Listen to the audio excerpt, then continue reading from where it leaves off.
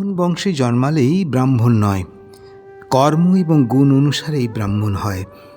ভগবান শ্রীকৃষ্ণ বললেন, চতুর্বর্ণাং ময়া সৃষ্টং গুণ কর্ম বিভাগশ। আমি 4টি বর্ণের সৃষ্টি করলাম গুণ ও কর্মের ভিত্তিতে। ব্রাহ্মণের এই গুণগুলি কী কী? শ্রম, দম, তপঃ, শৌচং, ক্ষান্তি আর্জবম এবচ জ্ঞানং বিজ্ঞানং আস্তিকম ব্রহ্মকর্ম স্বভাবজম। অর্থাৎ অন্তরিন্দ্রিয়ের সংযম, বহিরিন্দ্রিয়ের সংযম, তপস্যা, শৌচ, ক্ষমা, সরলতা, জ্ঞান ও শাস্ত্রজ্ঞান, বিজ্ঞান, তত্ত্বজ্ঞান ও ঈশ্বরে বিশ্বাস, এইগুলি ব্রাহ্মণের স্বভাবজাত কর্ম। সম মানে কি না মনকে ইচ্ছানুসারে স্থির করা। দম মানে কি না ইন্দ্রিয়কে ইচ্ছানুসারে কাজে লাগানো।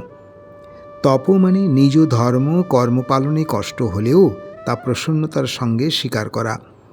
শৌচম মন, বুদ্ধি, ইন্দ্রিয়, শরীরকে শুদ্ধ করা। শান্তি অন্যের অপমান, নিন্দা, দুঃখ প্রদান করলেও তাকে শাস্তি প্রদান না করা। আর্যমম শরীর, মন, বাক্যে, ব্যবহারে সরলতা, ছল কপট না রাখা। জ্ঞানম অর্থাৎ মহাভারত, রামায়ণ, বেদ জ্ঞান যারা জানে তাদের কাছ থেকে অর্জন করা অথবা নিজে অর্জন করা। বিজ্ঞানম যজ্ঞানুষ্ঠান, যে 12টা যজ্ঞের কথা বলা হয়েছে সেই যজ্ঞানুষ্ঠানের যে কোনো একটা মেনে চলা। আস্তিকম ঈশ্বরে বিশ্বাস ও শ্রদ্ধা রাখা। এই 9টি গুণ যার মধ্যে আর রয়েছে তিনিই ব্রাহ্মণ। জন্ম অনুসারে বা ব্রাহ্মণ কুলে জন্মালেই তিনি ব্রাহ্মণ নন।